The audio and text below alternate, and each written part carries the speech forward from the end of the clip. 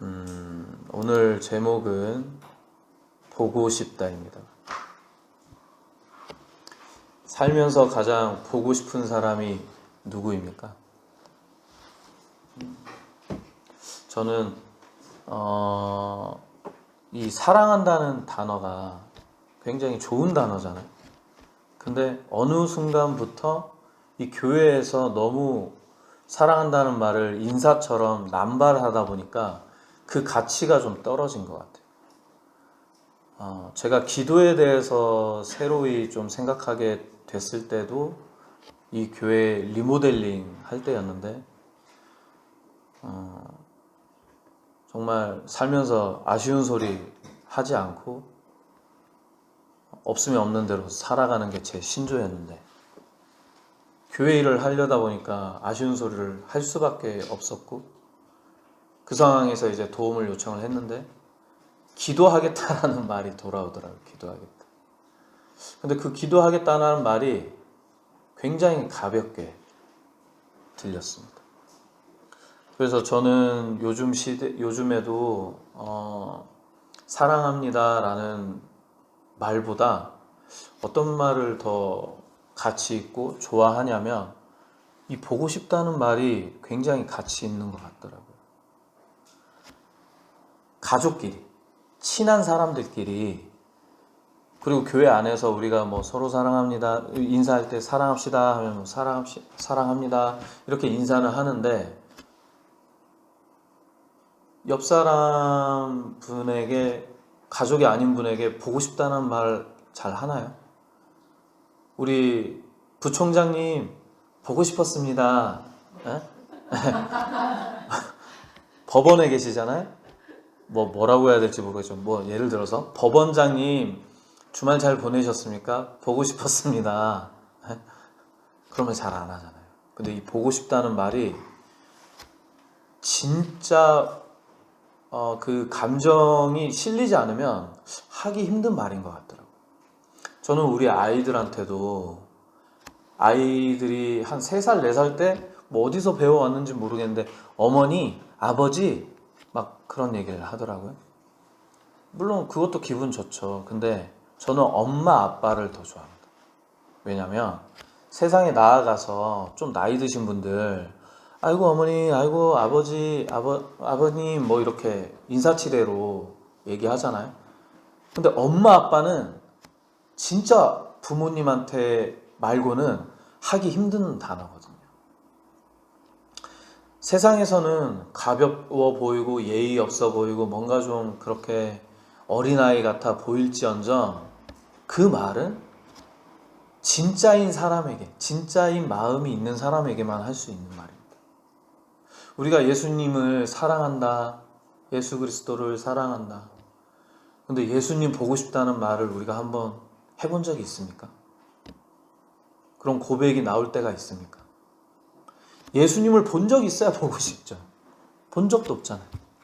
패션 오브 크라이스트 영화에서 보고, 기도하면서, 환상에서 어렴풋하게 이렇게 생기지 않았을까?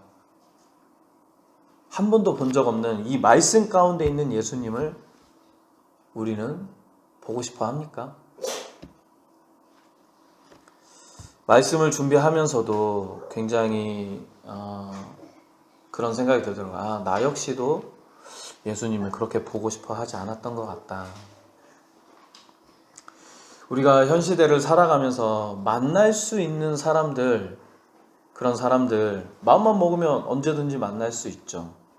우리 제이슨 형제님하고 가을 자매님이 지금 호주로 이민을 갔지만, 예를 들어서 우리가 마음만 먹으면 여름 휴가 때 호주로 비행기 타고 갈 수도 있죠.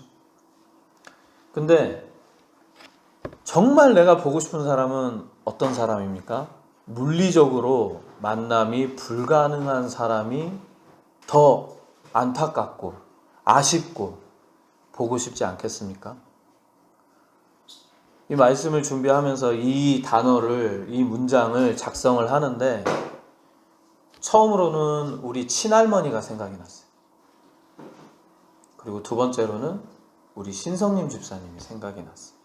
우리 신성님 집사님 곧 있으면 이제 돌아가신 지 1년 다 돼가네요.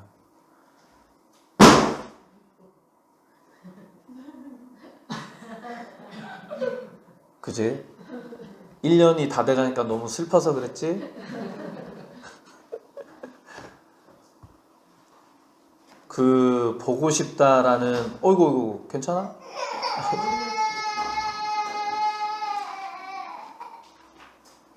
거기 펴줘. 매트를 좀 펴서.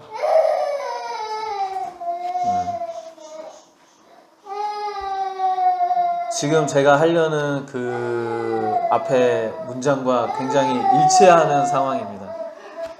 그 김범수의 보고 싶다 노래 너무 다들 아시죠? 우리 애기들은 잘 모르겠지만 보고 싶다 보고 싶다 보고 싶을 때 저렇게 눈물을 흘릴 수밖에 없죠. 우리 신성님 집사님 돌아가실 때 유가족들 분 중에서 유일하게 눈물을 흘린 두 분, 우리 민지와 우리 박권사님만 눈물을 흘리시더라고요. 저도 우리 친할머니 돌아가실 때 너무 많이 울어가지고 막 눈이 너무 아플 정도였어요. 왜 그렇게 울었을까요? 다시는 못 보기 때문에, 그걸 알기 때문에.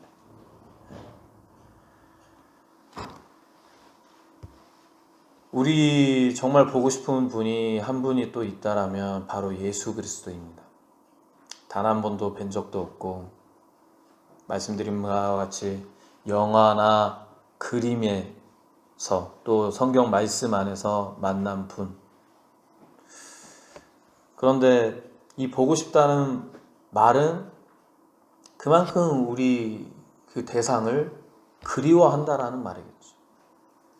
그 그리움 안에는 사랑이 내포되어 있는 마음이겠죠. 그렇다면 우리 예수님을 어떻게 볼 수 있을까? 바로 재림을 통해서 볼 수가 있습니다. 오늘 성경 말씀에도 보면 이 예수님께서는 재림하시기로 약속이 되어 있어요. 이 재림을 통해서 이 만남은 성사가 되겠으나 이 재림에는 더 큰 의미가 숨겨져 있습니다.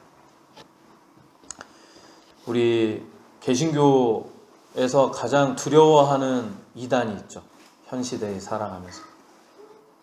바로 신천지입니다. 신천지. 신천지가 이 재림신앙을 베이스로 가지고 가고 있어요.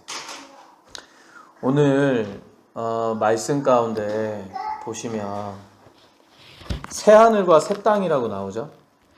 21절 첫 구절에 바로 이것이 바로 신천지입니다. 하늘이 맑아지고 땅이 회복되는 그런 것에서 그치는 것이 아니라 이 땅에 예수 그리스도의 재림이 임함으로 천국이 저 하늘에 있는 것이 아니라 이 땅에서도 천국이 이루어진다라는 것을 표현하고 있는 것입니다. 우리가 이 예수 그리스도의 재림의 의미에 대해서 조금 나눠보고자 합니다. 이 첫 번째는 이 재림이 왔을 때에 모든 고통이 사라진다라고 말씀하고 있습니다. 4절 한번 다 같이 보시죠.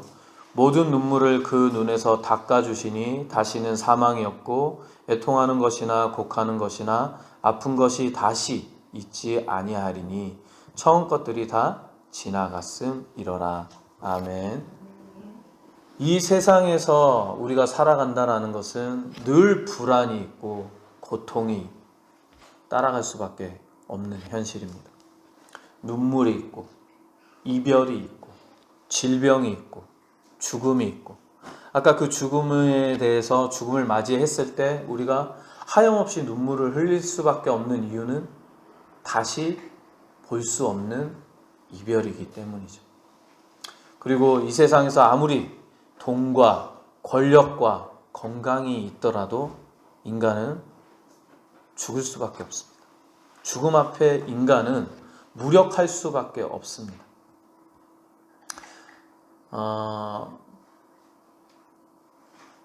한 번씩 우리 가족들이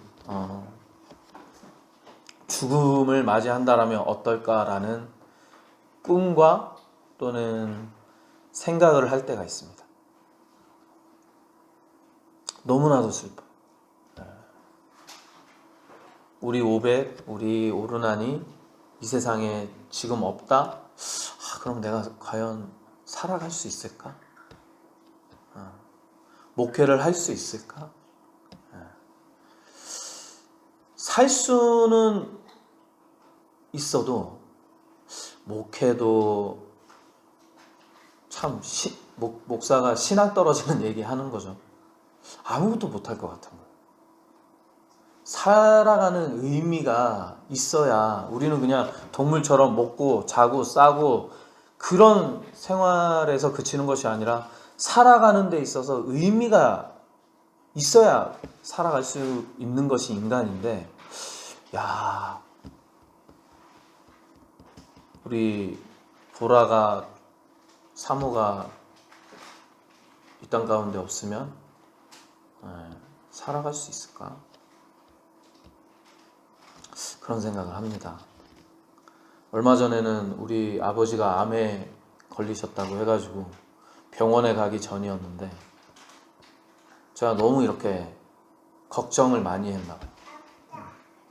꿈에서 아버지가 돌아가시는 꿈을 꿨는데 너무 펑펑 울어가지고 오르난 오벳이 좀 놀래서 깬 적이 있었어요.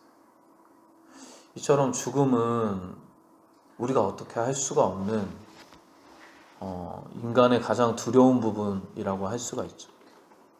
근데 이 재림은, 예수 그리스도의 재림은 이 인간의 그 무력한 죽음 앞에, 불안이 가득 찬 죽음을 새롭게 해주는 기적이 있습니다.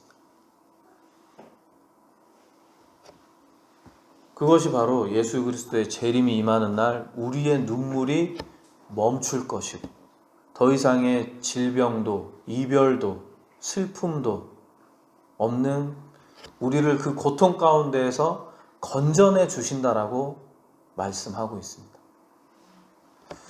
그리고 두 번째, 모든 것이 새로워집니다. 5절에 나와 있는데요.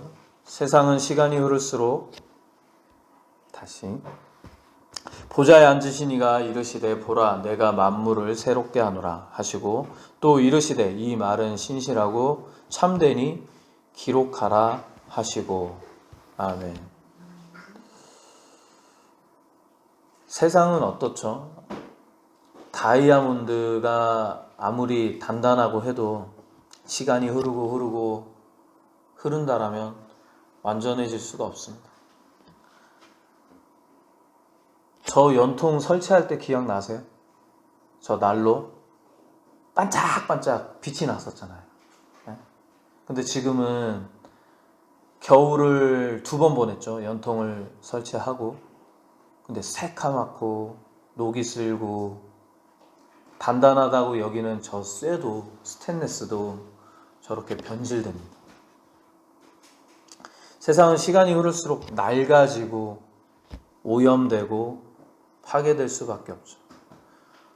언제나 청춘인 것 같은 힘이 막 샘솟는 청년에게도 점점 힘은 빠지고 주름지고, 힘센 호랑이나 사자도 나중에는 이빨도 빠지고 죽을 수밖에 없습니다. 세상은 이렇게 영원한 것이 없어요. 인간의 죄와 욕심으로 인해 하나님께서 이 만들어 놓으신 피조세계 전체가 인간을 통해서 신음하고 있습니다. 우리의 영혼도 죄로 인해서 상해지고 부서지고 있어요. 하지만 재림이 오는 날, 예수 그리스도께서 이 땅에 재림하시는 날, 세상이 회복되어지는 날이 되는 것입니다. 비로소 새하늘과 새 땅이 열리고 상처 입은 내 영혼도 회복될 수 있는 날입니다. 그리고 세 번째, 하나님과 온전한 사랑의 관계가 완성이 되어집니다. 7절을 보시면 이기는 자는 이것들을 상속으로 받으리라. 나는 그의 하나님이 되고 그는 내 아들이 되리라. 아멘. 지상에서의 삶은 하나님을 믿는다고 하면서도 때론 멀어지기도 하고 죄로 인해서 하나님과의 관계가 멀어지기도 하고 또 가려지기도 합니다. 하지만 주님께서 오시는 날은 이러한 모든 장벽이 무너진다고 합니다. 그리고 하나님은 우리의 아버지가 친히 되어주시고 우리는 그분의 온전한 자녀가 되고 영원한 사랑의 교제를 누리게 됩니다. 이 땅에서의 그런 하나님의 자녀가 되는 축복보다 더 큰 축복은 없습니다. 돌아온 탕자의 비유를 보면 돈을 다 날려먹고 거지가 된 아들을 드릴 때에 몸을 깨끗이 씻기고 비단 옷을 입히고 그리고 반지를 끼워줍니다. 마찬가지입니다. 영적인 눈으로 바라보자면 죄로 통해서 더러워진 내 영혼이 하나님 아버지를 통해서 씻김 받는 것이고 내가 죄의 사악한 옷을 입고 있는 사람에서 새 옷을 입혀주시는 것입니다. 새 옷을 입혀주신다라는 이 의미는 내가 신분이 바뀐다라는 말입니다. 군인은 군복을 입고 또 소방관은 소방관에 맞는 의복을 입죠. 의사는 의사 가운을 입고 그렇듯 우리가 죄에서 하나님 아버지의 자녀가 된다라는 것은 내가 신분이 달라진다라는 것입니다. 그리고 이 반지를 끼는데 이 반지는 우리나라의 도장과 같아요. 그냥 일반 도장이 아니라 아버지의 인감이라고 볼 수 있습니다. 곧 아버지의 모든 권한과 재산과 그 능력이 나에게도 임하는 것입니다. 아버지께서 나눠주시는 거예요. 아버지가 유산을 남겨주지 않습니까? 우리가 괜찮아? 오늘 굉장히 활발하네. 우리 의찬이가 아버지 어머니 말 잘 듣고 또 신앙생활 잘 하고 또 아버지가 어머니가 이뤄놓은 그런 모든 것들 또 나중에 괜찮아. 그것들 받게 되고 또 신앙 안에서 잘 자라면 하나님의 자녀도 될 수 있다라는 것입니다.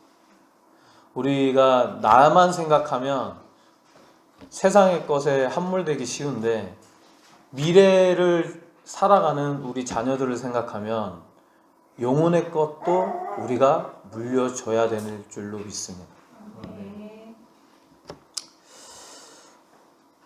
교회에서 우리가 참 많이 말씀을 많이 듣습니다. 재림. 특히나 양문교회 같은 경우는 더 많이 듣죠. 우리가 간략하게 한번 나눠보았는데 어떻게 와 닿습니까? 이 말씀이. 하나님께서 예수 그리스도를 다시금 이 땅에 보내주시는데 모든 고통이 사라지고 모든 것이 새로워지고 하나님의 관계가 다시금 완성이 되어지는 그것이 와 닿습니까? 이 재림을 신학에서도 보는 관점이 달라요. 여기에서 오실 것이다 미래지향적으로 보잖아요. 근데 과거가 있고 현재가 있고 미래가 있는데 재림이 이미 왔었다 과거로 보는 경우도 있습니다. 초대교회의 로마 시대 그 폭군 네로 황제가 살아있을 그 시대를 예수 그리스도의 재림의 시대로 보는 경우도 있고 현재를 살아가는 우리 그리고 앞으로 오실 예수 그리스도 이렇게 나눠 보는데 우리는 학자들이 뭐라고 얘기하든지 간에 우리의 신앙을 봤을 때 미래지향적으로 바라봐야 우리의 신앙이 올바로 설 수 있습니다. 이미 지나갔다라고 여기면 나랑 상관없는 일이 돼버려요. 그리고 현재와 미래를 살아가는 우리에게 언제 예수 그리스도께서 재림이 임하더라도 내가 준비되어 있어야 합니다. 저의 개인적인 관점은 현재이자 바로 이 미래적 관점입니다.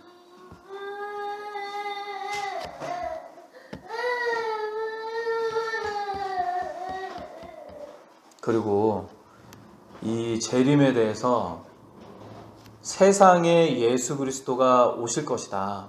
다시 이스라엘로 오실지 어디로 오실지 이런 관점이 아니라 개인사적인 관점으로 바라봐야 된다고 생각합니다. 왜냐하면 인간은 누구나 죽죠. 그 죽음 앞에 예수님이 내 죽음의 막바지에 이르렀을 때 죽음 앞에 재림하신다라고 생각하셔야 합니다. 그리고 나는 주님을 따를 것인지 세상을 따를 것인지 선택하게 되는 것입니다. 우리가 생각하는 예수님이 아닐 수 있어요. 우리는 늘 예수님을 생각할 때에 머리가 길고 수염이 있고 잘생긴 예수님을 생각하죠. 근데 그런 사람이 아닐 수 있어요. 예수님께서 말씀하신 바와 같이 지극히 작은 자, 내가 정말 경멸하고 혐오하는 사람이 예수 그리스도로 내 곁에 오실 수도 있는 것입니다. 우리의 신앙 그 삶 가운데 그 내 신앙이 잘 녹여져 있고 사랑으로 잘 살아간다라면 심판의 날이 아닌 이 재림은 축복의 날이 될 것입니다. 이러한 재림 안에 2절을 보시면 또 내가 봄에 거룩한 성 새 예루살렘이 하나님께로부터 하늘에서 내려오니 그 준비한 것이 신부가 남편을 위하여 단장한 것 같더라. 새 예루살렘이 세워진다라고 되어 있죠. 지금 이란과 미국, 이스라엘이 전쟁하고 있습니다. 그리고 이스라엘은 팔레스타인을 벽으로 쳐버리고 아예 그 살아있는 감옥을 만들어 버렸죠. 근데 그리스도인들, 기독교인들 중에 많은 사람들이 예루살렘, 즉 이스라엘이 완전히 그렇게 땅을 다 차지하고 회복돼야 된다라고 얘기하고 있습니다. 그리고 지금 이스라엘이 하고 있는 그 행태들을 정당하다고 얘기하고 있습니다. 근데 그것은 잘못된 생각입니다. 그것을 시온주의라고 하는데 우리로 얘기하자면 극우적 성향을 가지고 있는 거예요.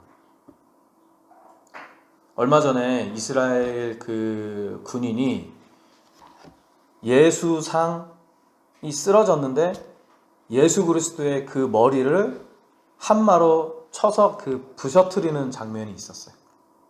유대인들은 예수님을 그리스도로 인정하지 않습니다.